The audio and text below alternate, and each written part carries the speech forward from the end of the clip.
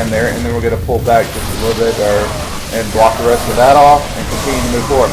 Now he is bringing his mutas in to help, but again, Marines just rock against mutas so good.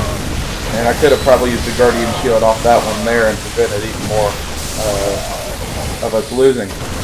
Now he is forced to bring probes off the line. Alright, if you're going and playing against a 3v3 and they got this much of an army here, do not bring your probes into attack. Run them away to your base. He just sacrificed 10, 15 probes and didn't get even a single kill out of it. So that was definitely not anything beneficial to him. Do use the Guardian Shield there to try to ward off the mutas, because again I still have a lot of Marines here, and wisely snipes that sentry. If you get through to the sentry, then of course the rest of the units can take more damage. But again, then bot switches over to, for some reason, Void Rays. And, you know, gets a couple kills right there, but really, mainly that's the mutas doing damage. Now, I do send some Zerglings over into the main base of the Protoss player here. I'm sending them right into the mineral line to try to get as many kills as I can. As you can see, they kind of bunched up down here, but I am able to, you know, clear a few of them up, as you can see. I was actually focused again somewhere else on the map, so these Zerglings, even though they could be killing the probes, we're over here attacking with the simulator. Because I'm really focused on actually doing multiple attacks. I'm actually, again, controlling this unit here, and the unit combination is really good. We have the Roaches up front to tank the Marines, because Roaches do very good against the Marines, and Marauders and Marines in the back to help shoot down, you know, these guys. Now, Scooter does end up getting a Thor here, which is really good. It can do massive damage, 33 damage, especially since it's got the 1 upgrade. And keeping up with the upgrades very well. But Joe does end up bringing up his force, and we're going to intercept at least this Thor. As you can see, move and shoot, try and get in here. Now he does wisely have a planetary fortress here, so more than likely he should be able to hold this off. But we are trying to kill as much as we can. And Bot now decides to get a mothership, so this guy doesn't want to stick with any particular build. He wants to do anything he can. And as you can see, he does have a mothership cloaking all these units here, so we wisely back out. Except for this little Marauder that might... 7 kills on that Marauder. And then he gets destroyed. Poor little guy. He held out as long as he can, though. Joe's doing a great job of keeping up with Harvesters. Again, for the most part, Joe and JDX just can focus on the attacking units and building Harvesters. I'm a little behind by 46, but and JDX is a little behind by 39. But if you can see, we're still way ahead of our opponents here. So I do decide to take yet again another expansion, third expansion, since it's right over here. I can pretty much secure it pretty easily, and I do have a couple spore crawlers on this one, which I'll end up putting more over here. And it also allows me to eventually take this high yield expansion if I do decide to do so. Now JDX was trying to go for the high yield, but unluckily the Death Puppies Muta squad cut him off, and because they saw him because of this Overlord here. If you do end up moving like a command center through the air and stuff of that nature, check when you're going down, see if you can find things like Overlords to spot things, and if you do see that Overlord, wisely back your command center out so it doesn't get destroyed. Another little trick that you can do too that actually helps out is if you're going to expand in your Terran, build your command center and go ahead, if you know you're going to turn it into a orbital command, go ahead and turn it into an orbital command and then fly it to where it needs to go. Doing this, you'll get energy during the time frame of flight, so then once you get to where you need to go, you can just drop it down and it's already got a couple mules ready. If you go to a planetary fortress, then of course you just fly it over and then do it that way. Now they got a huge army right here. They have them all targeted onto the mothership so that they don't run in front of it, which is smart. And it looks like they can actually push up here. Now again, I am controlling the units. I'm a mainly Protoss player, so I'm pretty confident in using High Templars, things of that nature. And it looks like, of course, we're going to try and focus down the mothership first. But wisely, I guess, he uses Vortex. And JDX does a good job. He was controlling his units there. Cidious does a good job of taking on that mothership. Now, he ends up sucking some of his own units in, which, when we pop out, as you can see, we're just going to come and annihilate just about everything here. You don't really want to warp your units in. You kind of want to make your little concave around here and go about it that way. Cidious does have some extra energy, so he decides to drop some mules down here to help heal some of our units. Not the most vital thing, but it does help. And as you can see, Death Puppies is still being a little pain in the ass by running around with his mutas. A few of them should have a decent amount of kills, and more likely they're all pro kills. Of course, I got some spore crawlers here, and I got some mutalisks. Mutalisks do so good against, hydralisks do so good against mutalisks. So they're sitting up here, still has 16 of them.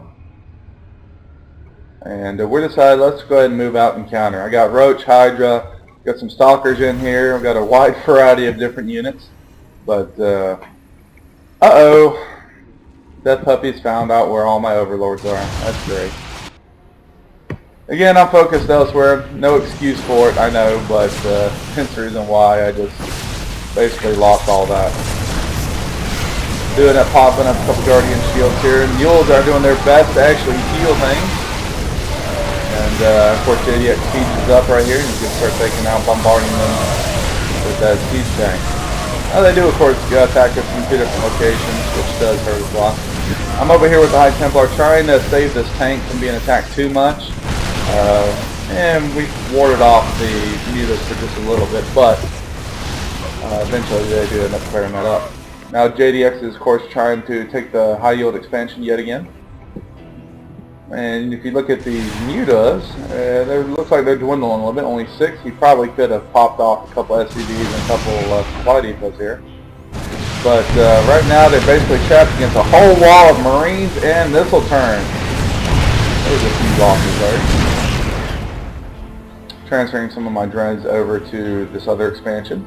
Of course, unfortunately, Joe took a beating from the amount of unit harassment that was going on.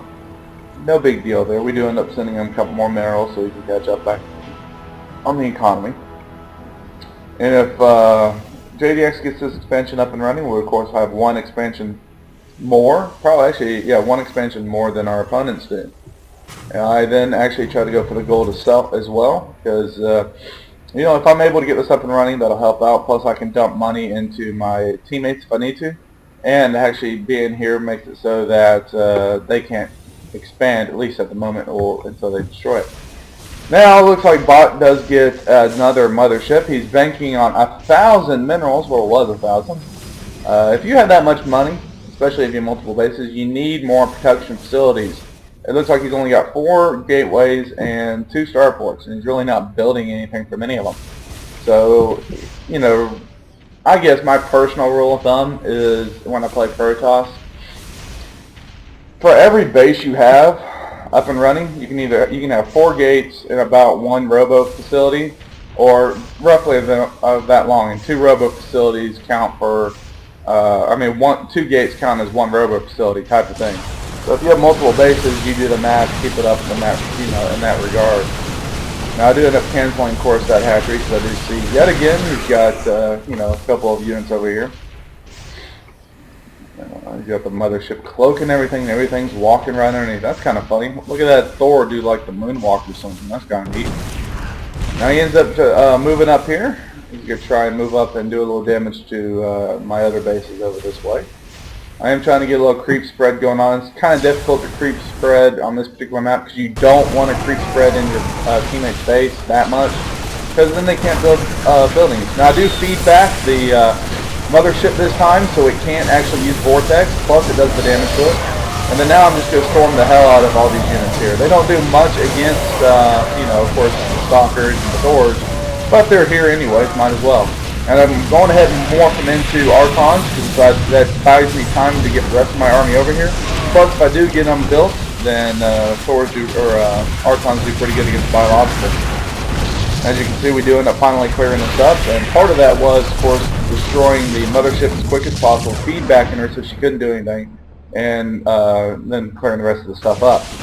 Now feedback, for those that don't know, converts all the energy that a unit has into damage done to them. So not only can they not use any spells, but they take damage from whatever you've done to them.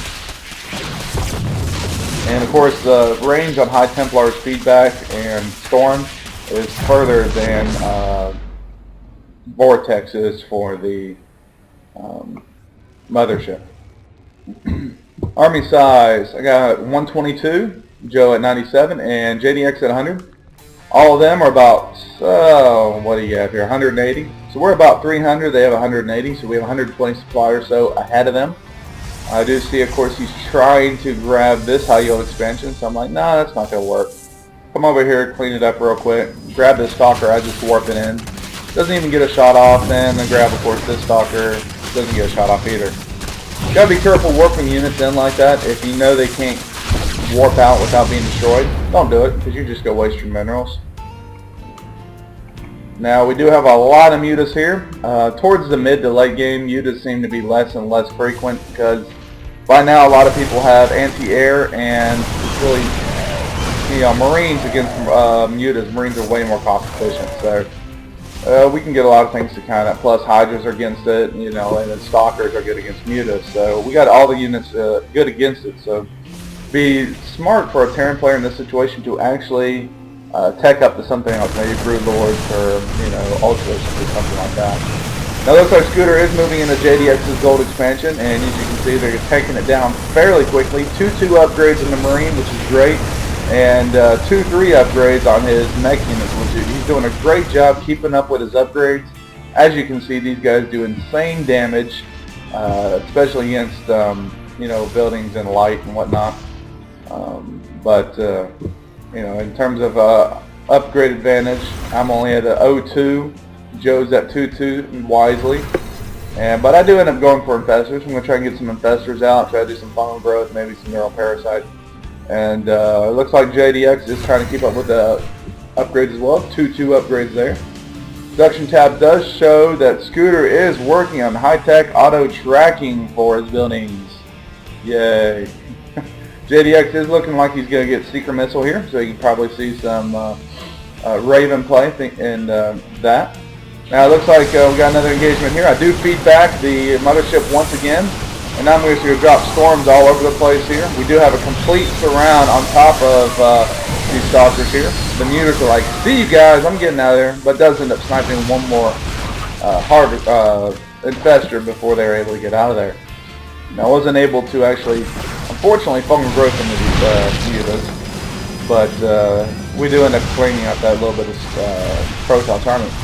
Now it looks like Death Puppies is doing some pretty good harassment to these workers here. He probably could take a couple pylons out, but he does end up going for a few of my overlords, and ends up taking 3 more of those guys out. So he's doing a decent job with the amount of mutas he's got here. But again, towards the late game, as you can see, they're really not that efficient. And we're just blinking around trying to kill a couple of these out. Of course, I do have some spore crawlers here. Static defenses. Neglect some spore crawlers on this side just because I was focused elsewhere. Again, good StarCraft 2 players can do everything at the same time. I guess I'm not good enough yet. But we do end up countering-attacking the Protoss base here yet again. We do clear up this Zerg player. As you can see, JDX has some of his own Thoros to attack with. Doors are great against Mutalists, so all these units here, except for the Roaches, are really good, and the Zealots, are good against Mutalists that are in the air. And we do decide we're going to end up moving into this Planetary Fortress. A little 4-on-4 action with Planetary Fortress, a couple Marines in here. And we're just going